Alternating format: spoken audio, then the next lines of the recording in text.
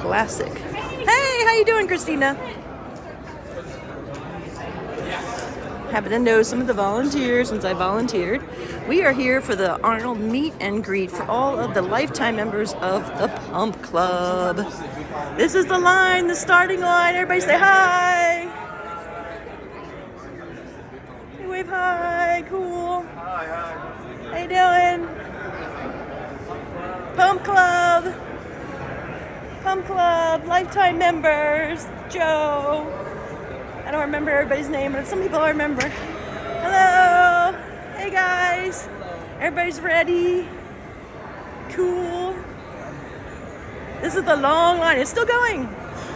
There were 800 of us registered to come. Oh my God, who knows if all of us got here or not.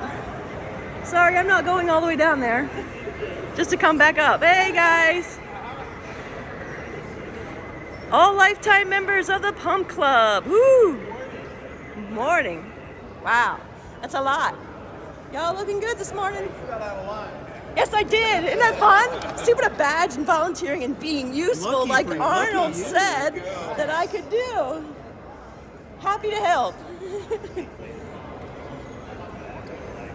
There we go. Very, very nice. Hey. Hey guys. There we go. These are the guys that let me butt in line. Isn't that nice of them?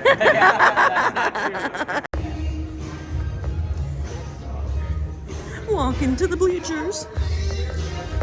Bum, bum, bum, bum, bum, bum. Yeah, no, I'm not. I can't. Somebody. Everybody wave hi. Hi. Woo! Lots of people. So excited that all of you are here. All right, I'll deal with the fact that I'm hearing myself as I talk. I'm Daniel, this is Adam. You guys all know us pretty well.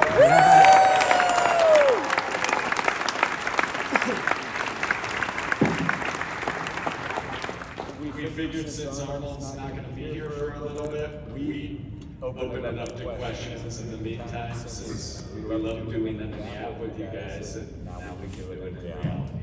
So let's go for it. And Adam, do you want to say anything?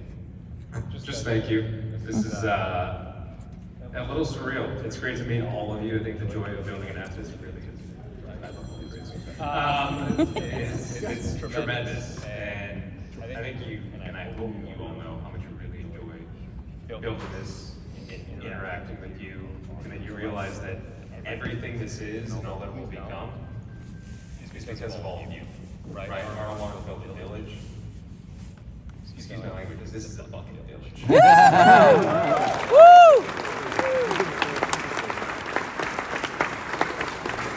So thank you. So yeah, while we wait for Arnold to be able to answer your questions and interact, as long as you're here, we're here to be here for you. So we will answer questions. It can be about anything, and it can be for Daniel, it can be for Adam. Some of you get us confused. Sometimes you joke that Daniel is Adam and Adam is Daniel, but I'm Adam.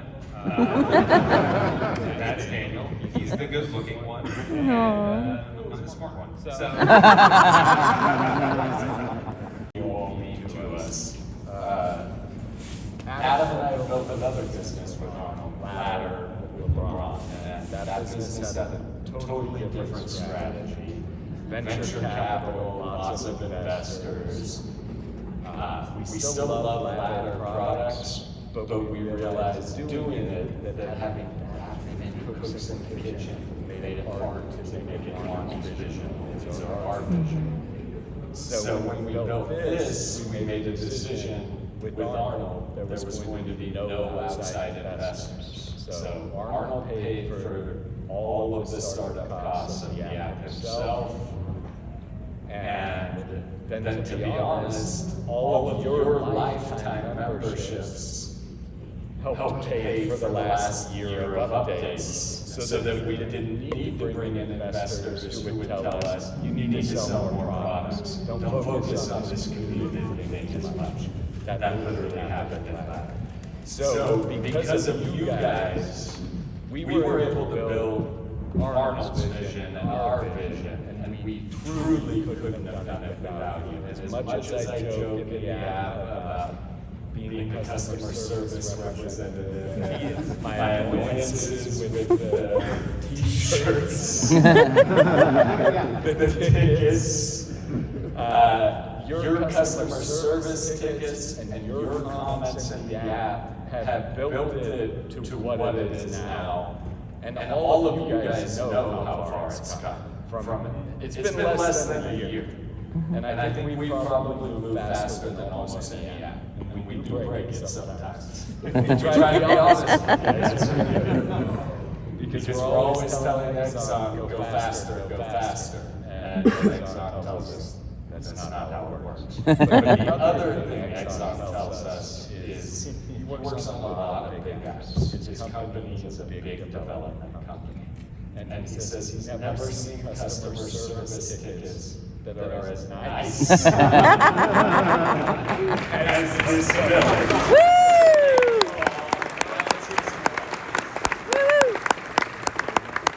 And in the weirdest way, you know, we were trying to, I think at the time, even convince Arnold to do this, to build the pump, to build community. And Arnold was talking about his time and understanding how your perspective of time changes as you get older. And he's like, I want you to think about a roll of toilet paper. And I'm looking at him, and he's like, when you have a roll of toilet paper and you're out, you assume there's another roll somewhere that you can get, right? You're being pretty gratuitous with that toilet paper. There's no worry that you're not gonna have toilet paper. He's like, but imagine if at some point you had no more rolls of toilet paper. You were on your last roll. How precious would each square be? Oh, wow. And I was like, Yeah. and that's what happens when you get older. You realize at some point you're on your last roll. And that you have to be very, very mindful of how you use your time, who you spend it with, what you invest it on. Because at some point, there's no more roll. And it was hilarious, and it was the anecdote I did not expect. And at the same time, you don't necessarily have to wait until you're in your 70s to realize that, like, we never know actually when we're on that last roll. We have the time that we have, and you try and make the best of it, and invest it wisely in the things that you do and the people that you love, so that when the time is up, you feel good about it. And I remember walking around away from that conversation being like, I have no idea how Arnold just used toilet paper as an analogy to appreciate life, but that is his gift. Wow. Woo!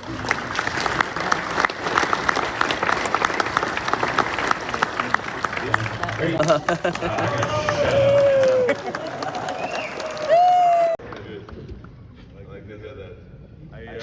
just want to tell you that I'm very excited to have all of you here.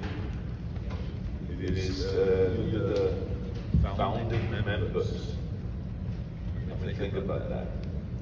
I mean, you're the ones that were right there out of the gate.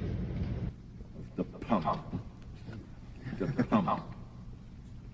Now, do you know where this word, the pump, comes from? One feedback here. The speakers are back there. Adam and I eventually got used to it. Oh, got it. We were the same at the beginning. No, but I mean, that's the reason why we called the documentary Pumping Iron, because that was a term that was used in a prison in California, in Folsom Prison. So there's two prisons, the San Quentin and Folsom, that has the people that are on death row.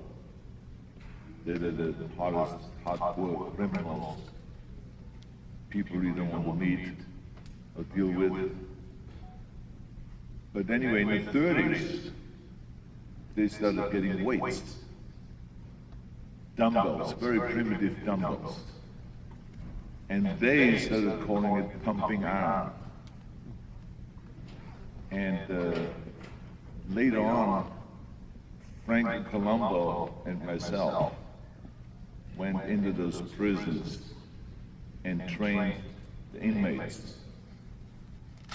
And the reason why we got into that was because we had a friend that went to prison.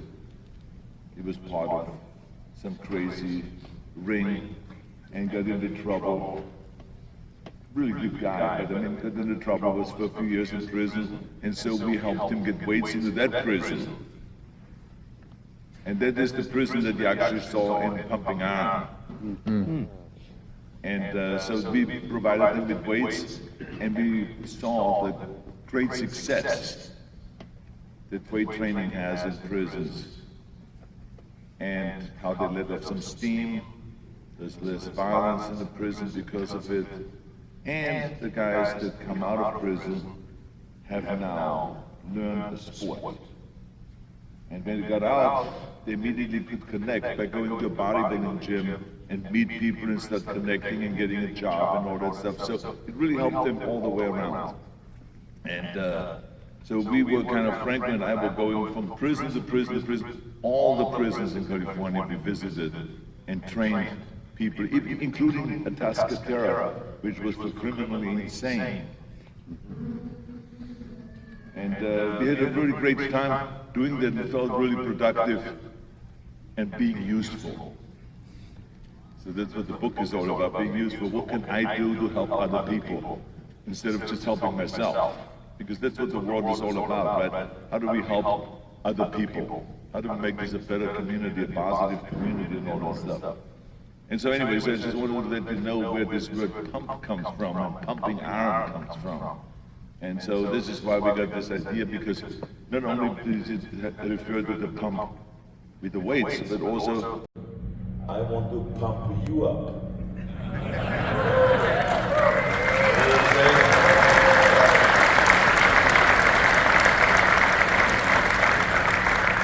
You all need someone to pump you up. Passion. Whatever it is, find it. And then go after that. I mean, how crazy it is. You know, it's always so nice when the kid comes to you and says, I want to be a doctor. But that is fantastic, because that kid, at the age of 15 or 18, has already a vision what to do in the next 10, 15 years, because it takes 10, 15 years to become a doctor. That's unbelievable. Now he has something to struggle towards, to fight for. So it's always good when you have a certain kind of a goal. So this is why it is important that you sit down and always think about it. What is it that I want to accomplish? That has to be worked out first, and then the rest of it will follow. All right?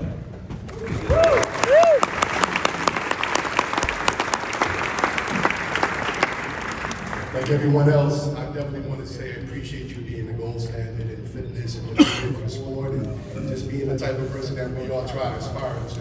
But the specific question I have is, before you came in, we talked a little about nutrition. And I know yesterday Jay Cutler said that he feels people eat too much protein.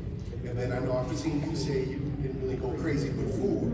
But what was your approach to your protein intake for your goals? Well, it is different today, my approach, than it was 50 years ago. 50 years ago, the idea was that for every pound of body weight that I had, I did 1 gram of protein. So I weighed 240 pounds, so I took 240 grams of protein. So that's why we had 3 meals a day, and then I drank 2 extra protein drinks in between to get enough protein into the body. Now, right for you, wrong for yourself, that's what we did. That was the thing to do then. Then later on, they said that we don't really need that much protein, and then they lowered that. And they raise it up again. But no, it's like there's always a lot of different experts around. It worked for me. won 7 Mr. Olympia contests with that idea, and 5 Mr. Universe contests, and Mr. World, and all those things. So it worked. That's all I know. So there's other people that maybe eat less. Now today, I'm not that keen on counting in the protein. I first of all lowered my intake of meat. I used to eat a lot of meat. I lowered that because it's not as healthy. And whenever I go to the heart clinic, I can know that I don't have a really good heart. I've had 3 heart surgeries and all of that stuff, and artificial valves and blah, blah, blah, and all this. So I have to be very careful about that. So when the doctor says, hey, lower the meat intake, then I lower it. And then, of course, there's an environmental reason for that also, because we know that raising livestock creates 28% of the pollution in the world. And so we can lower that by maybe eating less. I'm not saying you should get off. Like Jim Cameron, my friend, who says get off meat right away, get off animal products and all that stuff. He's much more intense. Bless him for that, because he's really good at it, and he's healthy and all fit and everything. But I don't do that. I still have my English schnitzel. I still make yourself a mistake and stuff. But I would say I loaded about 70% or so meat intake. So but today when I get 80 or 100 grams of protein, I'm happy. If I get that much. So anyway, but the key thing is to be healthy. And then be good food and stuff, and then be exercise every day. All right? I've been lazy, so I'm gonna do it. Well, in the back. And then we have to do the photo so Arnold can go be with Josh. That's going to be an interesting photo.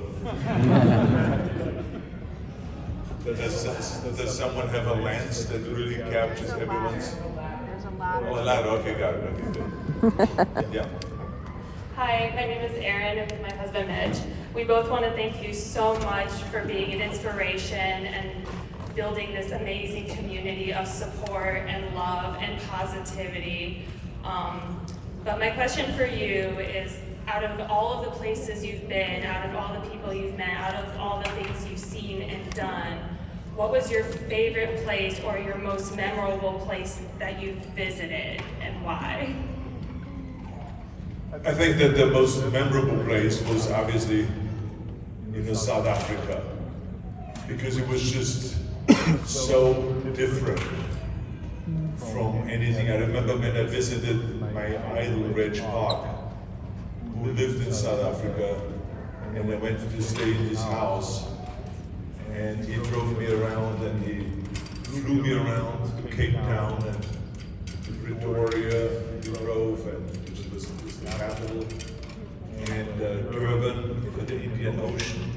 Then we went on safaris, then we went to the Victoria waterfalls, and I mean, I just looked at all of that stuff and said, how do you ever describe this, and how do you ever articulate that to other people of how beautiful this really is?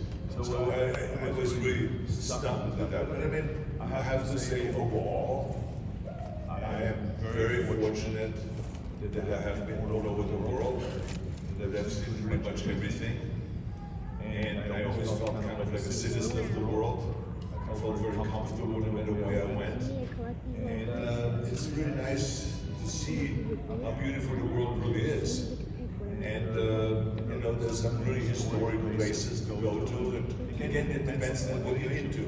Some people are more for the outdoors, they like to go hiking, and maybe the idea is to go to the Himalayas or something like that. And other people want to see museums and see some interesting art and stuff like that. Other people like to see other historic kind of places. I remember every time I go to Paris, I go to the Eiffel Tower and have lunch up there. In the old days, it was even more fun because you could go and get a cigar after lunch. Now you can't smoke anywhere anymore, which is good. You can't smoke inside the restaurant because you don't want everyone else to inhale your smoke. But in those days, we didn't think about it that much. But anyway, so there's really spectacular places, and I was very fortunate to have been able to see good places like that and interesting places. But also I've been very fortunate to have met a lot of interesting people. And think about it. I mean, when I was 15 years old, I never thought that I'm going to meet these people like Nelson Mandela and travel around with him in South Africa and promote Special Olympics. I mean, it was like, what an experience. Or to meet President Gorbachev. Or to meet Ronald Reagan and to hang out with Ronald Reagan. And to hang out with Bill Clinton. And to just meet Muhammad Ali. In the 70s. I mean, we became really good friends. And we worked on various different charities together. So I mean, there was endless people like that just to me enriched my life, and I learned from them. And so this is like, I'm so happy that I was able to do that in my lifetime. To meet so many interesting people, to see so many great places and stuff like that. So thank you for your question. I'm gonna do the last one from this section because we missed them. So, Arnold, by your own admission, you're a stud, you're ballsy, you don't have to find a little hideout place. Could you prove it? Maybe light up the stogie right here in the community.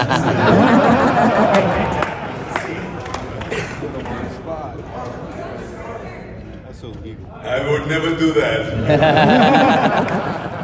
Because that photo would go out and people would say, wait a minute. He passed all of those smoking laws in California, and then he lights up a cigar inside a health convention. I understand that, yes, I would do that in 2 seconds, but I don't think it's the right message. I'm not only, the thing is that at one point, when I was representing myself, I do anything, because I don't care. But whenever you represent something bigger than you know, when you become governor of California, that's bigger than you. You represent now 40 million people, or when you represent health and fitness, you know, then you don't want to do something like that, because it's a wrong message. You know, to light up in the health and fitness convention a cigar. And to tell all of you, hey, why don't you do the same thing? That's what the pump club is all about. But anyway, but you were right, I am ballsy, and what people say, and I have talked about cigars. Probably you're referring to that because I made a comment, because he said, what did your wife say when you were married and you lit up a cigar? And I said, she couldn't say anything. Why not? I said, because it was her father that turned me on to cigar smoking. And it was her dad always that took me downstairs at their house in Washington, and he said, come on, I show you what I have. And he was a very serious guy. He always wore his suit when he was having dinner. I mean, think about it, sitting down at the dinner table with his suit on. I mean, he was that kind of a guy, old-fashioned still, right? So he would take me downstairs and he would say, he pulled out this box. And he would say to me, he says, these are Cuban cigars.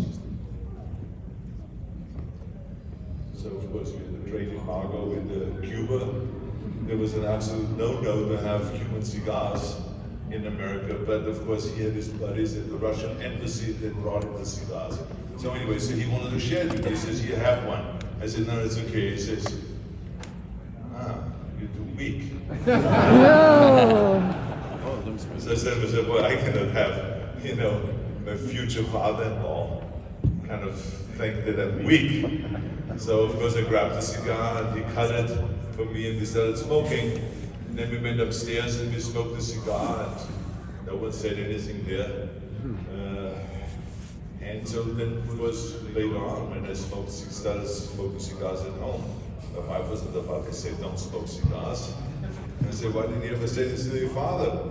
Huh? So anyway, so she never said anything. She never complained about it. And then after that, when I got a little wiser, and I realized that We don't want other people to inhale your smoke.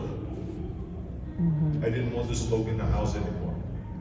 So I created a fireplace outside with a rooftop. In Southern California, that's easy to do because you don't have to worry about snow coming in or really cold weather and anything like that. Even though I have heaters at the top on the roof, you know what I mean? So now I sit mostly outside, and every so often when I have my cigar, I have it outside rather than inside the house. This way I'm considerate to other people, the way it's supposed to be, and this way no one else has to inhale your smoke. So that's the idea. The whole thing. There was a scene in one of the movies, Collateral Damage. No, it was not Collateral Damage. The one with Dino De Laurentiis' movie. What was the name of that? Raw Deal. Raw Deal. Way back in the 80s. And we all were lighting up a cigar. And there was the scene. Except one of the gentlemen had an explosive. A little explosive, nothing major, nothing that can just rip off your face or something like that. None of that, but I mean explosive that made, when it exploded eventually, so we smoked the cigar for around a minute. Because it was set around the half an inch inside the front. We pushed it in there. And then when it got hot in the area, then it exploded. And his face was black. So All right, guys, we gotta get Arnold to Jocko, so let's get him in the center here. Yeah, and the people in section 11 try to slide, come over this way. You want him like right in the middle. Yeah, they're putting them halfway up. I had a feeling.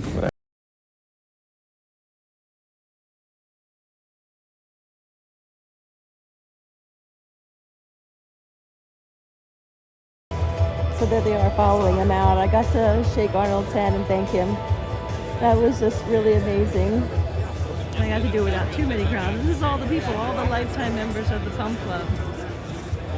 Thank you both.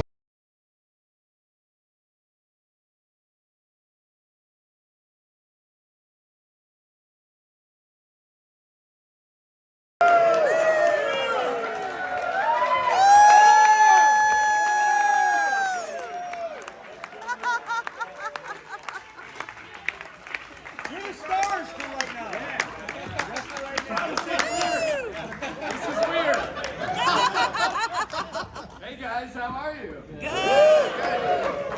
Did everybody like that Q&A? Yes. You guys got the classic Arnold story time. That you've heard a million times, I bet. I hadn't heard all of those stories, but you see, like, the bad thing about an Arnold Q&A is the answers are really long. So you can't get a million questions, but I think that's also a positive in a way. Right. Yeah, Because you get a lot of information. yeah, you do. So how's everybody been liking the show today? It's awesome, awesome. A little crowded in there. It's a little. I assume it is. We've only walked through with Arnold for like 30 minutes, and it was not fun. But we're all grateful, though, to you guys for having this room so that we could get away from the craziness. Yeah. This made it such a big deal. We were saying for those of you who haven't been here before, having a room where you can actually sit down and not be swamped by people. We're like, It's like you don't the know it ultimate yet, but luxury. you're gonna appreciate Yes. this when you're here. And I don't have to everyone's stand out there and eat. Sitting on the Yeah. Go sit Right. on the floor. Table? No such thing as a table. No, no. So, we're glad you guys are able to make Yeah. good use of the space. Yeah, and we're gonna have this again next year, the whole lounge. Oh, awesome. Woo! 50-50, but the Arnold Classic team loved the Q&A today and said maybe that becomes a yearly tradition. That's awesome. So we can't be happier. We do hope you guys are making real connections here. Yes. It seems like you are, to be honest. Yes. Yes. Yep. Yep. Yeah. So we're just so happy you're all here. Adam and I are here to hang out. Guys, by the way, This is Dieter.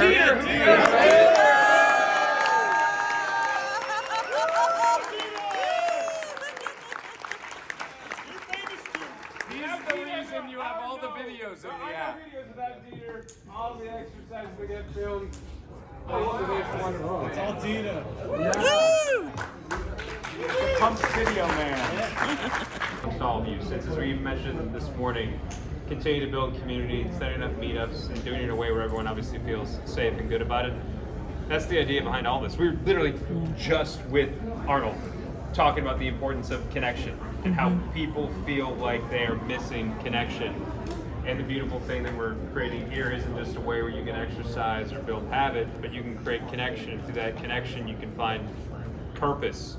You can find people that you interact with and relate with, and that no matter what's going on in life, hard or easy, it gives you so much. And I think the coolest thing about all of this, which continues to just be amazing to see, is the connection happening between all of you. And that's a testament to all. This doesn't work without you guys showing up. This doesn't work without you interacting and being, right, the positive corner. So just, I guess, how overwhelmed have you two become since the app? Because you were kind of more behind the scenes. You've been with them for 20 years, you've been with them for a while yourself, but you're always kind of behind the scenes, assisting in the background, and now a whole room of people are cheering for you to walk in the door and see. So how has this affected your It's made my head really big. No. What made his head big is everyone's been complimenting his calves all. That's why I'm not wearing pants the rest of the weekend. Yesterday it was like, look at your calves, and I was like, okay, shorts it is from now on. I was only in shorts yesterday because we came straight from the workout to here, and I was like, I don't have time to change. And today it was a conscious decision. There was no workout this morning. We went to bed at midnight last night. No, it's actually fun though, to be honest. Before this, the only time I got ever asked for an autograph or a photo was like when we did visits to China with Arnold when he was governor. So it's very fun. It's an honor, to be honest. And meeting all of you guys is great. A lot different than politics. Yeah, people are a lot friendlier here. So like, as far as people being demotivated, like not the ones that have the motivation and are always actively, but the ones that kind of fall off and are demotivated from the app, like, because I know people that are part of it, is something that you're going to implement, I think, with the Arnold, like, pumping you up. Is that going to be part of that for the demotivation of people to get back in and feel like they're more included? Because they feel like the work is enough or they're not sufficient enough, and I'm finding ways of thinking about how to motivate them, but it's like the voice of this motivates them.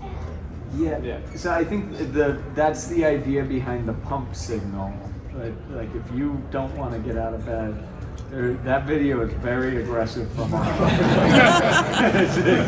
I don't think that qualifies as positive corner of the internet. But it'll get you out of bed. How did he do this morning? Yeah. So I think that's part of it.